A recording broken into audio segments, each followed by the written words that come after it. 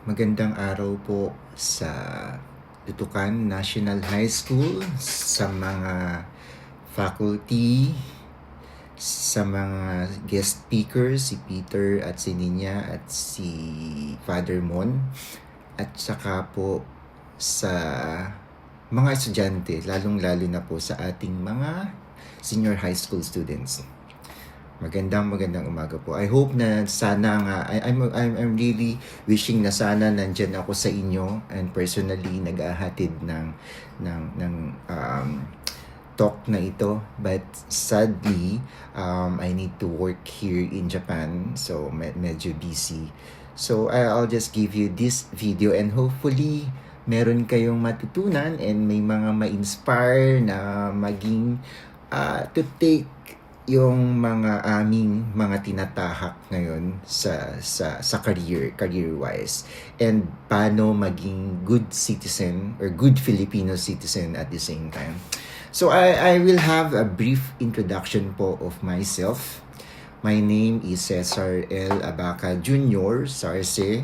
Ako po ay taga Sariaya din, taga Cali Rizal. And I'm a chemical engineer by profession. Bale, actually, ang tawag dito, I studied elementary po sa Sariaya East Elementary School together with Peter Di Chavez. Actually, kaklase ko po siya nung elementary. Then, I studied high school po sa St. Joseph's Academy. Kasama ko naman po dyan si Teacher Mimi. And eventually, I took up chemistry nung college sa University of the Philippines, Los Baños. And during my second year, I graduated, during my second year, I shifted to BS Chemical Engineering. Same po sa University of the Philippines, Los Baños, UPLB. I graduated that course 2000 year 2000. Then I took the board exam, and I'm a registered chemical engineer by profession.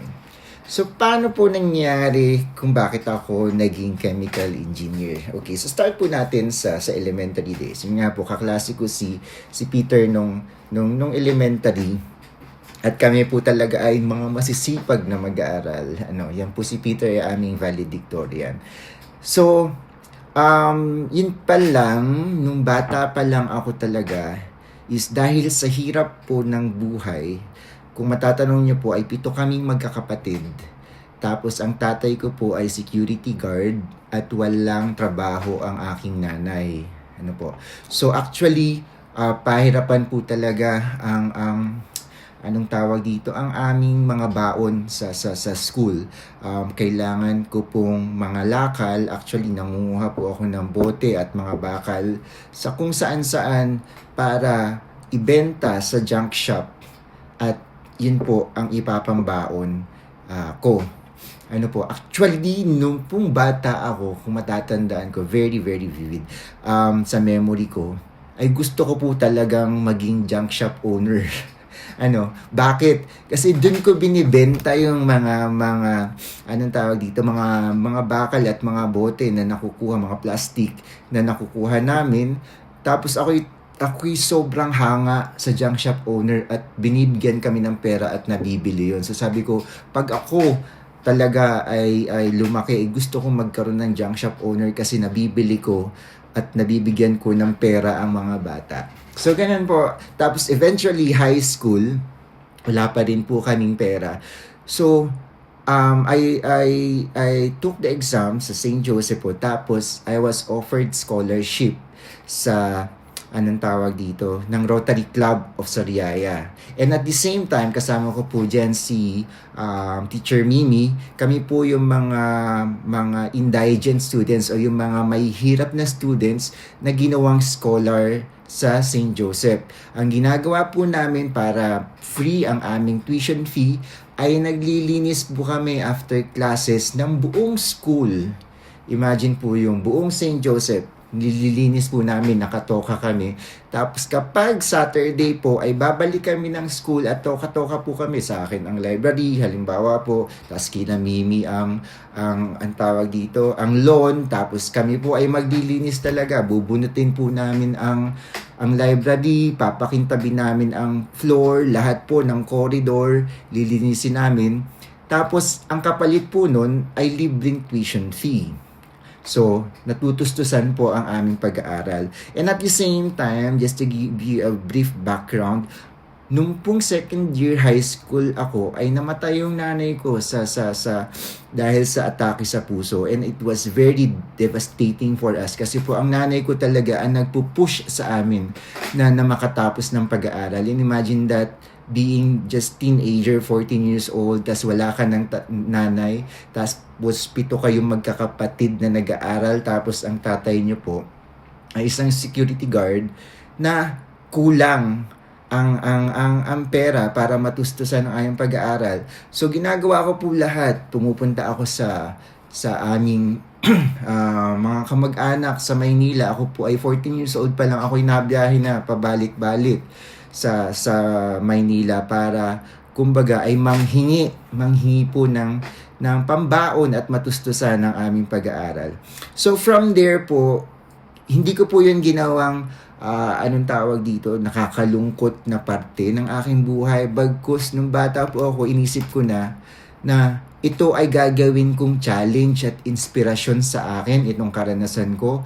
Sabi ko, kailangan ko makapasok sa UP kahit anong course. Kasi sa tingin ko po, yun lang yung tanging pag-asa para magkaroon ako ng magandang kinabukasan. So nag-aral po akong mabuti. Kasama ko nga po si Teacher Mimi dun sa St. Joseph. And then I graduated as salutatorian sa St. Joseph. Then luckily, I took the UPCAT, ay nakapasa po ako sa BS Chemistry. Actually, I was waitlisted sa BS Chemical Engineering. Then actually, ang first choice ko po talaga is accountancy sa UP Diliman. But dun po ako na waitlist sa Chemical Engineering sa UPLB. And at the same time po, kasi wala talaga kaming pera, I took DOST scholarship, SEI scholarship, and pumasa po ako. Pero ang kailangan po kasi sa DOST scholarship is you have to take yung mga science related courses, science and math actually. Natural science and engineering na related courses. So I opted na sinantabi ko na po ang accountancy. Then sabi ko doon na lang ako sa chemical engineering. So I took BS Chemical Engineering. Actually since waitlisted po ako, anong nangyari ay chemistry ang inoffer sa akin sa UPLB. So during my first in second year, I was a chemistry major in UPLB. Then sabi ko, iniisip ko, ano ang kahihinatnan ko kapag naging chemist ako or I took BS Chemistry. So either sa laboratory ako or magtuturo ako sa university or sa any school. So parang hindi yun po yung gusto ko. So parang gusto ko ng more challenge. At hindi naman ko sinasabi na ang BS Chemistry it's not challenging. It requires really a lot of hard work and logical and critical thinking. Kasi yun po ay you need to go to researches at pag-aralan yung reaction ng paano paggawa ng isang chemical or ng compound at ng compounds po. Sabi ko gusto ko nandun ako sa planta mismo and also doing some engineering works. So during my second year summer po, so I shifted to chemical engineering. So yun po, at habang nasa university po ako, mahirap din ang buhay doon. Since kulang ang budget. Kahit po meron pang scholarship, ang binibigay lang po sa amin nung scholar kami ng DOST is 1,000 monthly, if I remember it right. Yeah, 1,000 monthly. Tapos per free na po yung tuition fee. Ang babayaran ko na lang po noon ay student fee na 10 piso, 10 pesos. So ang tawag dito tawid po na itawid ko po yung UPLB days. At the same time po, ang ginagawa ko nung diskarte talaga, hindi po ako tumitira solo. So naghahanap po ako ng mga housemates. Halimbawa po si Peter din. Nagkasama kami sa laging mga taga-Sariaya. Lahat ng mga taga-Sariaya na pumasok sa UPLB ay amin pong i-welcome at magsasama-sama po kami sa isang apartment. Tapos doon, hati-hati na po ang aming bayad. So, mas nakamura po kami. Kaya po kami isiksika noon. Sa isang room, actually, is 6 kami. Or 5 yata. So, nangyayari is, ang bayad lang namin is 300 to 500 pesos per month. Kasi nga, hati-hati na po kami. Kaso kami 10 naman sa buong apartment. Pero masaya. Kasi nga po, since mga taga-Sariaya kayo lahat, nag-guide nyo ang bawat isa and you feel safe and very, very comfortable with one another. Tapos, at the same time, ang ginagawa ko po ay kasama ko rin po si Peter noon ay student assistant. Student assistant po ay sinusweldohan ka. I think ang sahod po namin noon ay 25 pesos per hour. Tapos yun po ay ibibigay every month. So maximum nagkakaroon again kami ng mga 900 to 1,000 pesos. So yun po, napapandagdag po namin sa pambayad ng dormitory or ng apartment at saka sa ang tawag dito sa pambaon. Then thankfully na-sustain naman po yung DOST scholarship ko kasi nga ang DOST scholarship po yun i-try nyo rin if you want to pursue science related courses. Try to mag-exam kayo sa DOST. But you have to maintain a grade. Meron po kaming grade no na 2.5 yata, 2.5 dapat. Kasi sa UP po ay 1 to 5. 5 is yung failed, tapos 1 yung pinakamataas. And we need to maintain 2.5 or 2.75 na general weighted average. And thankfully ay na-sustain po natin yun at nakagraduate nga po ako sa UPLB ng BS Chemical Engineering through hard work at saka pag-aaral ng mabuti. 2001 2000 to 2001 yeah. Then again nagkaroon na naman ng struggle kasi kailangan mo nang magtrabaho pero ang chemical engineering po para mas maging competitive ka sa paghahanap ng trabaho, you need to pass the board exams. So kailangan ko po mag-review nun. So ang ginawa ko po, hindi muna ako umalis na UPLB. So I look for research associate work. Yun po yung tutulong ka sa mga professors para sa kanilang mga researches.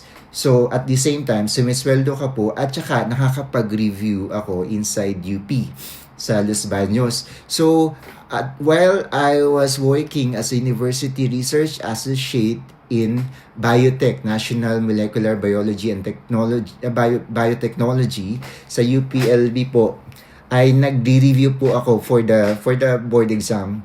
2000, during 2000. Tapos 2001, I took the board exam for chemical engineering.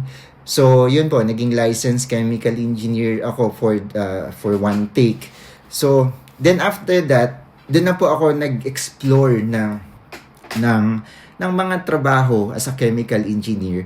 So, yun nga po, sa research associate, yun po ay hindi pa ako licensed. So, ang ginagawa po doon ay tumutulong kayo sa mga professors na anong tawag dito, na i-conduct ang kanilang research. Kung maalala ko po, kami ay na-assign nun sa Bicol, what we are doing is, doon na po ako na naging aware sa mga researches. Zero waste po yung ginagawa namin. So from pili, yung pong pili nut, so kinukuha po namin yung pulp, at saka yung pulp, yung ang tawag dito, yung gitba po ay may pili nut, tapos yung pong labas nun na may ang tawag dito, skin at saka yung fiber. So kinukuha po namin yun kasi yung nut is very mataas yung value. So ang ginagawa po namin, instead na itapon yung pulp, ay we will extract po yung oil through through enzymatic process. So ganun po ang ginagawa namin sa Zero Waste. Dun po ako nag-start. Then after that, nung nagkaroon po ako ng license, so I work as a wastewater environmental engineer. Dun na po ako nag-start on wastewater process. Ang ginagawa po naman namin dun is yung mga maduduming tubig sa planta is iniisip po namin paano malilinis. Kasi hindi ka basta-basta pwedeng magtapon sa ilog or sa dagat hanggat hindi mo nakukomply yung standards. So meron po tayo mga specifications ng tubig bago mo itapon sa dagat. Kasi kapag hindi mo na-comply yung pong mga specifications, ay magmumulta yung planta. So ganun po. So namulat na ako sa ganun sa environmental engineering. Then after that, ay lumipat naman po ako sa CHED, sa Commission on Higher Education. Kasi yun naman po, bakit sobrang shift, sa CHED po ako'y natanggap as executive assistant ng commissioner, yun po yung parang CHED secretary. Kasi po ay mataas ang sweldo, at saka gusto ko po talaga na ma-experience din anong tawag dito, sistema inside a government institution, ang Commission on Higher Education. At dun ko po natutunan kung paano magbigay ng public service nang hindi po dapat pinipili kung sino yung kausap mo. Kasi po ang public service, if you are in the government, you have to cater lahat po ng tao equally, kahit mayaman po yan or mahirap man. Kapag dumulog sa inyo ng for support and assistance, ay kailangan nyo pong tulungan. And at the same time, as yung pong aking boss, as the commissioner, ay i-assist mo rin po on policy making on the higher education. Then after that, I experienced the government, government CHED po for 1 year. Kasi ang commissioner po ay coterminous with the president. So kapag nagbago po ng presidente, ay magbabago rin po yung mga pamunuan sa CHED. So I needed to look for another job. And dun ako nag-start yung dito po sa Chiyoda Corporation. So ang Chiyoda Corporation naman po, itong aking company ngayon, is a EPC, Engineering, Procurement and Construction, engineering consultancy po. Ang ginagawa po namin ay nagdi-design kami ng planta, tapos after the design, kapag maayos na po yung design at feasible, ay i-construct po namin. So nandun po ako, again, since may experience po ako sa wastewater system, so dun po ako na-assign sa off-site group. Ang off-site group po, yun po yung wastewater treatment facility. So nagdi-design po kami ng wastewater treatment facility, tapos kapag maganda na po yung design, ay ibibigay na namin sa client, at kapag na-approve na po yun, mag-start na po ng construction. And from there, ako po ay almost 21 years or 23, I guess. 23 years dito sa company.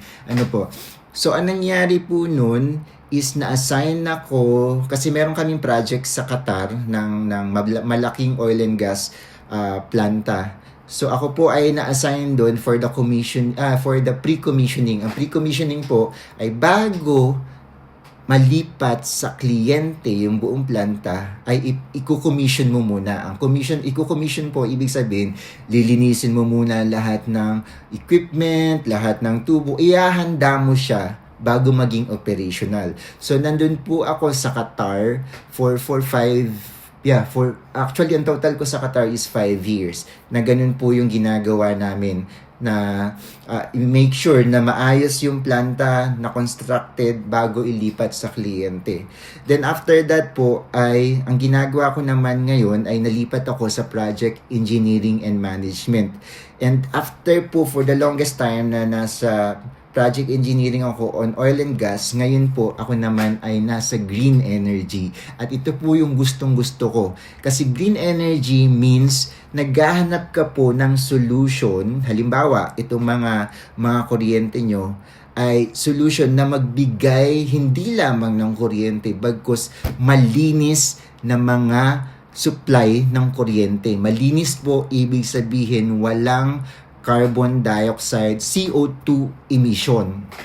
So, ganun po, napaka-fulfilling for me no, na nagdi-design ka ng planta at the same time, nakakatulong ka para mapalinis or mabawasan yung mga emission or yung mga dumi, yung kumbaga mga dumi sa mundo, sa atmosphere, sa ilog, sa dagat, sa kapaligiran. So, yun po ay napaka-fulfilling sa akin. So, ganun po ang ginagawa ko ngayon na, and kung may interesado kayo sa chemical engineering, hindi lang po ito about chemistry, but marami kayong pwedeng i-explore sa design, at the same time, project engineering and project management.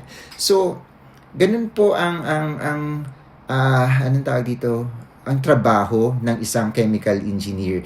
Hindi lang po sa mga pharmacy or hindi, sa mga gawaan ng gamot, manufacturing ng gamot or manufacturing ng any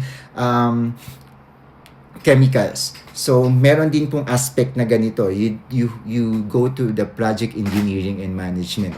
But at the same time, tinatanong ko sa sarili ko, paano ako naman makakatulong sa komunidad? Hindi lang basta napapractice ko ang pagiging chemical engineer. Ano po? So ngayon, dito po sa Japan, malaki po ang Filipino community. We're around 500,000, 500,000. Pero yun po yung mga documented. So sabi ko, paano ako makakatulong sa Pilipinas habang nandito ako sa Japan? So, ang ginawa ko, I started joining the Filipino community kapag weekend po, and ino-observe ko paano ako makakatulong sa kanila. So, what I did is kasama ko po yung ibang mga Filipino professionals. So, we started to form the group Filipino Professionals in Japan.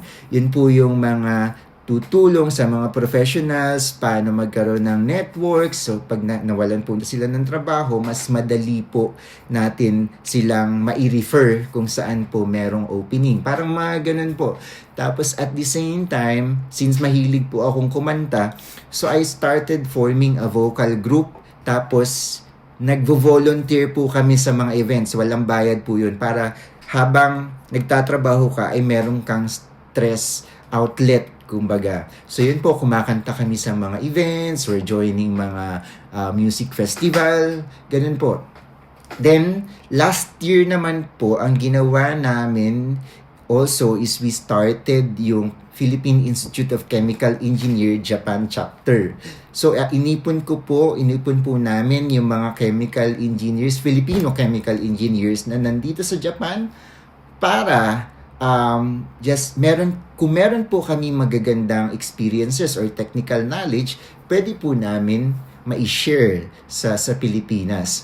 And at the same time po, ginawa rin po namin yung UPAA, University of the Philippines Alumni Association ng Japan chapter, para naman po magkaroon din po ng exchange of knowledge between UP alumni in Japan sa UP sa Pilipinas. Ano po? So ganun po ang ginawa natin para nandun pa rin yung sense of being a Filipino.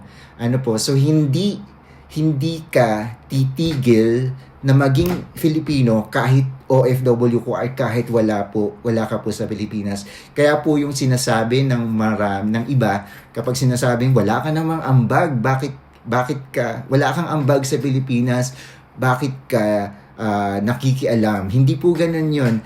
Lahat po tayo may ambag kasi kami rin po mga OFW habang nagpapadala ka ng mga remittances sa Pilipinas o yung nagpapadala ka sa iyong pamilya, ay meron po yung mga taxes. At the same time, ito pong mga ginagawa natin na tumutulong sa komunidad ay nakakapagbigay po tayo ng suporta at ng assistance sa mga kapwa natin Filipino.